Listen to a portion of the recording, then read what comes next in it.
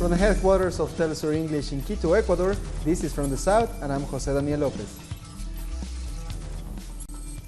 We begin in Ecuador, where protests against the government of President Lenin Moreno continue into the night across the country. Demonstrators against the International Monetary Fund-sponsored austerity measures announced by Moreno last Thursday have been ongoing throughout the day in the capital, Quito, and many people are continuing to arrive in the city ahead of tomorrow's anticipated general strike. A conservative estimate of around 20,000 people from indigenous communities have been marching in the city in rejection of the measures. Thousands of indigenous protesters broke into the National Assembly building during the afternoon. This is a video of them inside the chamber. They have been trying to storm the building for several hours as part of their protest against the President Lenin Moreno's austerity package. This is the sixth day of protest against the government's measures, which include a sharp rise in fuel prices. Indigenous marches from the northern and central highland regions have been joined by students, trade unions, social movements, and ordinary citizens angry at the economic measures. During the takeover of the National Assembly, police heavily repressed protesters. As we can see in this video, paramedics are trying to take care of the critically injured. Our correspondent Estefania Bravo was on the ground around the Assembly building following the takeover by indigenous protesters here in Quito and sent us this report. Hi, yes, thank you. We are here in the north of Quito, specifically in 12 de Octubre and Avenida Patria. And as you can tell, the situation here is very tense. Indigenous movements are still here and have been clashed by police forces. They have thrown gas bombs, and we have also felt the gas bombs, or my team and I have felt the gas bombs. And it's a really crucial time here for Ecuador. What they want to do is they want to meet with President Lenin Moreno, and they are against the economic measures proposed by him. As you can tell, people are still here. It is very certain that people will stay here until tomorrow, that the general strike is called for all members of society, including the indigenous movements. So we will be here. We will continue to update you with any information that we have. Thank you, Stefania, for that report. Earlier in the afternoon, Ecuadorian police raided an opposition radio station in the capital. Radio Pichincha Universal is owned by the opposition-run prefecture of Pichincha province and has been provided extensive coverage of the protests. The police removed the radio's equipment and it has now gone off the air. The government has cited its powers under the state of exception to justify closing the station. Speaking late in the afternoon, the Ecuadorian President Lenin Moreno praised the armed forces and the police during a news conference. While many women and young people have joined the demonstrations of their own, the president accused protesters of using women and children as human shields. First of all, I want to congratulate the armed forces and the police who have known how to avoid causing damage and injuries to the women and children used as a human shield. I congratulate these acts. I congratulate the support from all the institutions, and I am grateful for the defense of our democratic system and the constitution we all have vowed to serve and protect. President Moreno went on to reiterate his claim that his predecessor, Rafael Correa, is responsible for the anti-austerity protests and the demonstrations are being orchestrated from Venezuela. They're behind us. That's clear. I said it yesterday. If I remember correctly, Correa, Pavón, Patiño, and Hernández were in Venezuela receiving orders to try and reach Latin America. And the Ecuadorian government, now based in the coastal city of Guayaquil, after the president abandoned the capital, has declared a curfew in the vicinity of official buildings from 8 p.m. to 5 a.m. Our correspondent in Guayaquil, Carla González, has more. We are outside the governorship of Guayas, which is the representation of the national government in the city of Guayaquil. We see that is guarded by policemen. During this afternoon, the President Lenin Moreno announced a new decree, a new national decree, official decree by the government, which orders a restriction of movement for people who are close to buildings that are key for the government and for the Ecuadorian state. This will go from 8 p.m. until 5 a.m. the next day.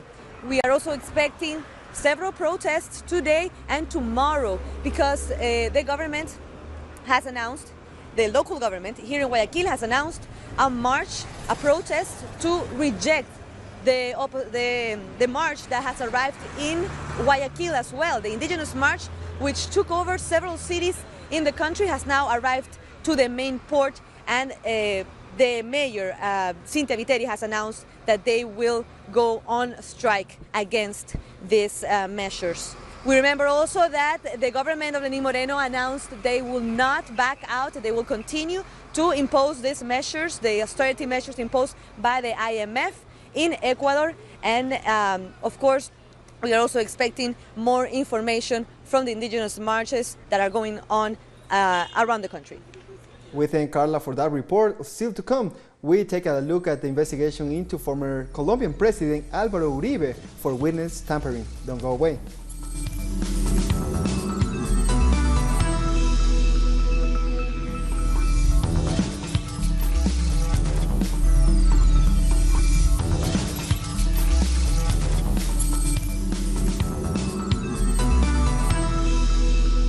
Welcome back. Colombia's former president Álvaro Uribe is being questioned by the Supreme Court over alleged witness tampering. Protesters gathered outside the court ahead of the hearing. They say Uribe, as a senator and the unofficial head of the governing party, is partially responsible for the murder of hundreds of community leaders and former FARC guerrillas. The case against the former president has to do with his alleged involvement with the right-wing paramilitaries. I never thought that frankly defending honor in my love for Colombia, with respect for citizens, and in accordance with the Constitution, would create these judicial difficulties for me. Our correspondent Hernán Tobar was outside the Supreme Court in Bogota. We are outside the court where the senator and former president Álvaro Uribe arrived a short while ago. I'll let the camera show you what's happening here. There are groups of human rights activists, groups of Uribe supporters, but above all, people who are demanding justice and that Senator Uribe be investigated, not only for his links with paramilitaries, but also for his connection with the so-called false positives, where civilians were kidnapped and murdered by the army and then presented as guerrillas killed in combat.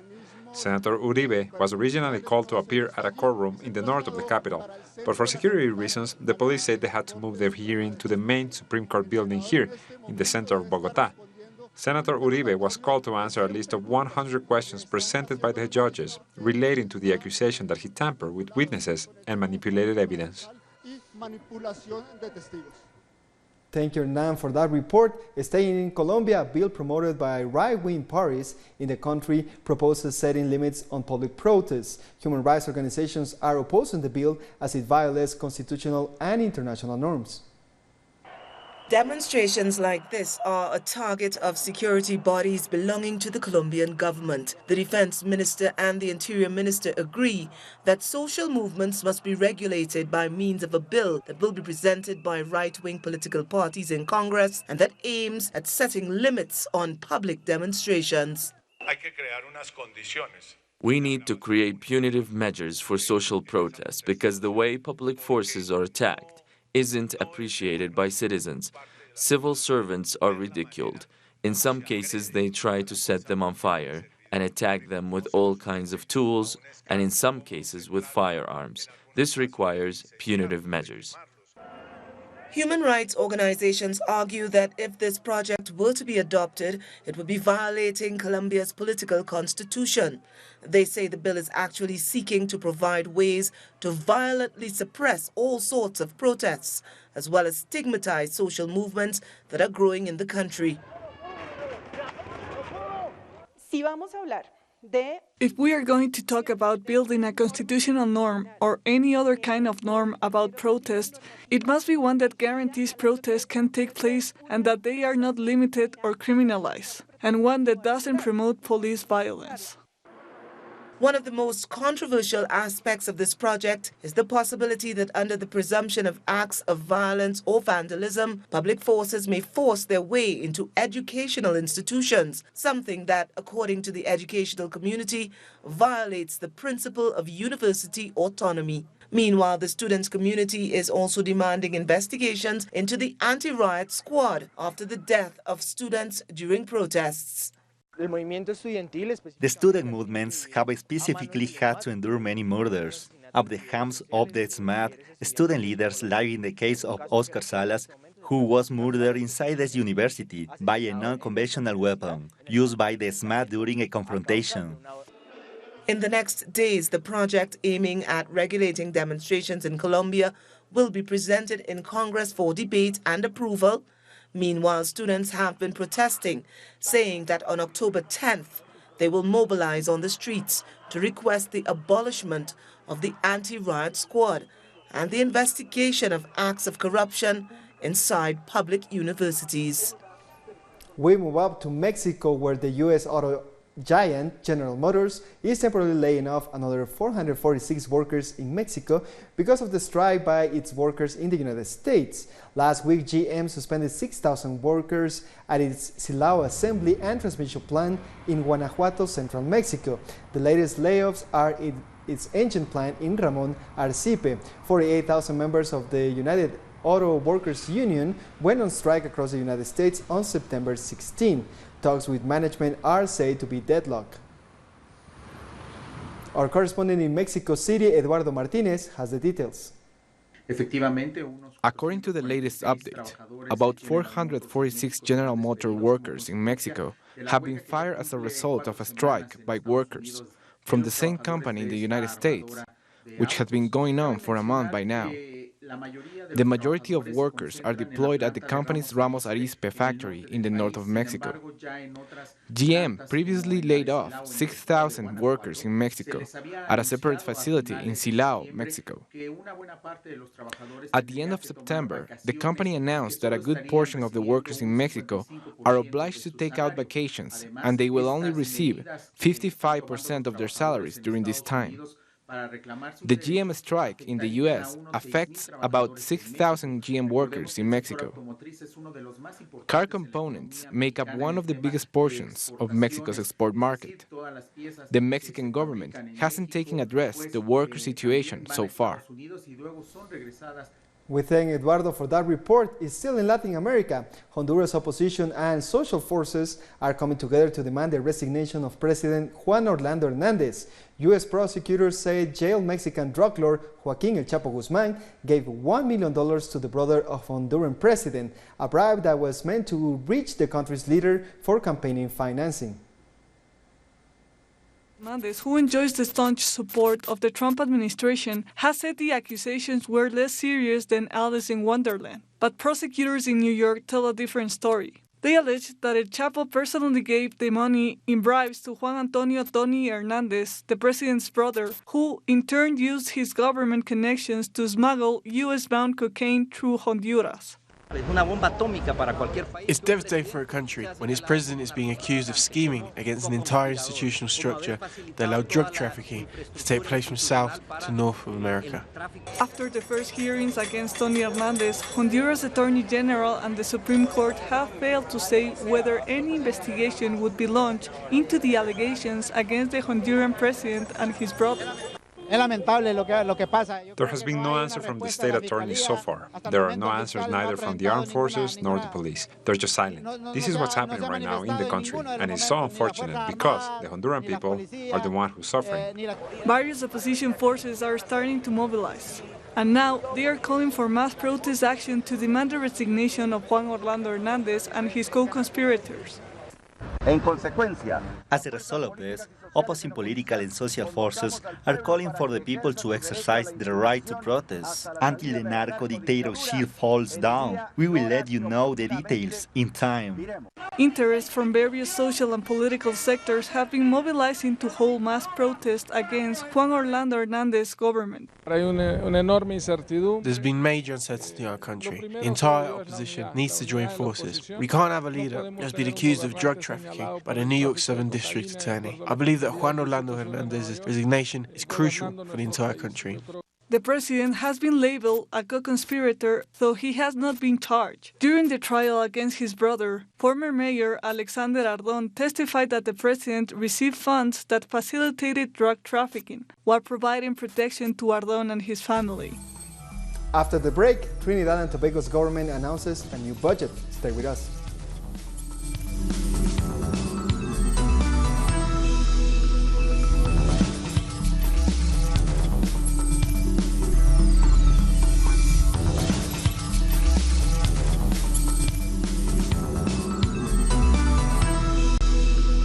Welcome back. With a general election due next year, Trinidad and Tobago's government has presented a new budget. The 53 billion local dollar fiscal package was delivered by Finance Minister Cole Imber on Monday. He announced an increase in the minimum wage from $15 to $17 per hour, starting from December 2019. People employed in state community enhancement programs also got a 15% pay hike. Farming will become a tax-free industry with all fees and duties on all inputs for farmers to be removed. Additionally, a ban on the importation of styrofoam in the food industry and the use of plastic water bottles in the government offices will take effect at the start of 2020. I now propose that daily paid workers in the public service with an appropriate minimum length of service be eligible for the minimum public service pension of $3,500 per month. I propose to offer, in the first instance, $3 billion in interest-bearing government bonds. And the Trinidad and Tobago Chamber of Industry and Commerce has mixed reactions to the budget. While the powerful business lobby is pleased with most of the measures, it's concerned about the government's failure to put a cap on crime, which continues to be a major obstacle to business activity in Trinidad and Tobago. While we have seen positive elements since the Commissioner Guy Griffith assumed his position, there is still a perception that Trinidad and Tobago is not a safe country. This is mainly due to the high murder rate that currently exists. Allocations in the national security has been increased over time. However, crime does not seem to be declining. The Minister announced the purchase of several pieces of equipment to expand the operational plan to fight crime.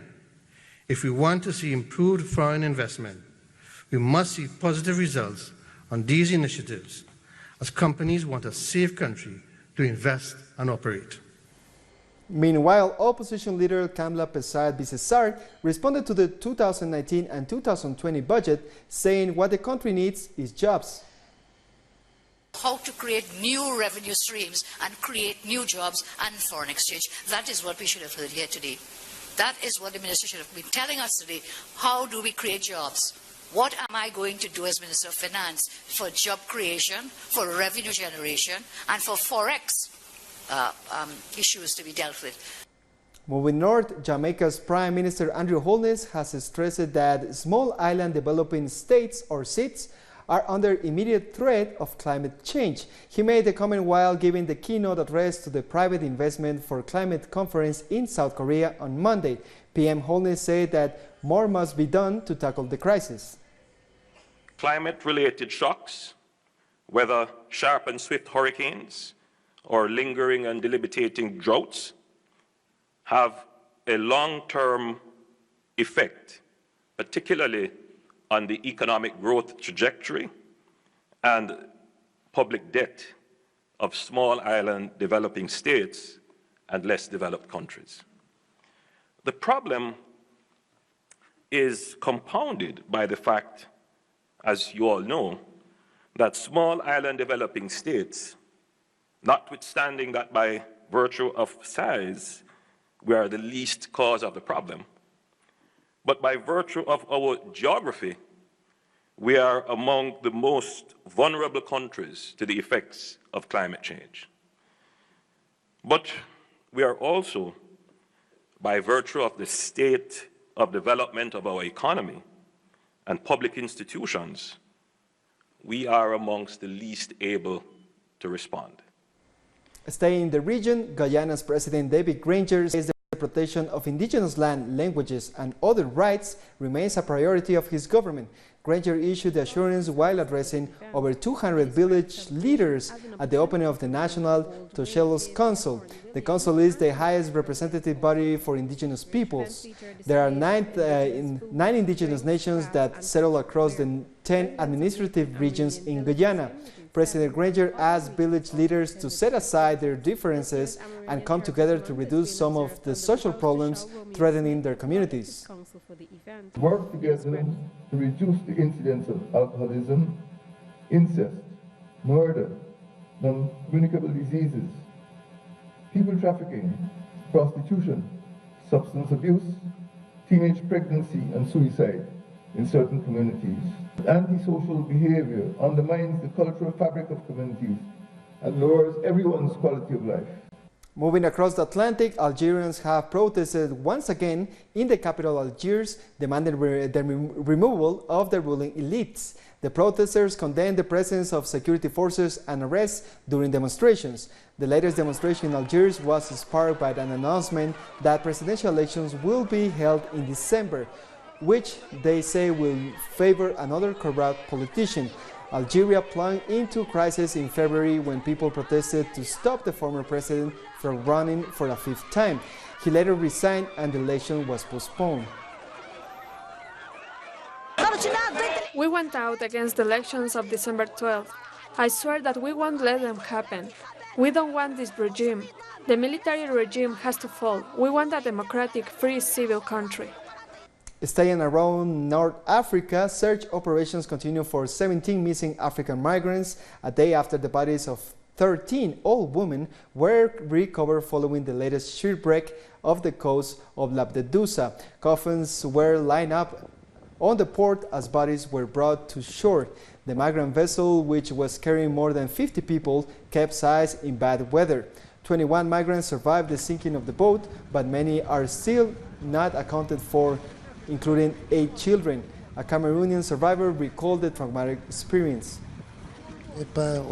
Among the survivors, there are only 3 boys and the others are at the bottom of the sea. I find it hard to talk about. I feel like I'm suffocating and I do not have the strength to explain things better. There were 2 newborns and 2 minors who fell into the sea and who did not survive. Many women died. We are 12 survivors. We finish in the United States, where LGBTQ activists have gathered outside the Supreme Court as on weighs on case about the rights of gay and transgender workers. The Supreme Court has to rule on whether gay and transgender workers are protected under anti-discrimination laws, an issue which has caused deep divisions within the U.S. society. The Title VII of the Civil Rights Act forbids employers from discriminating against employees on the basis of sex as well as race, color, national origin, and religion.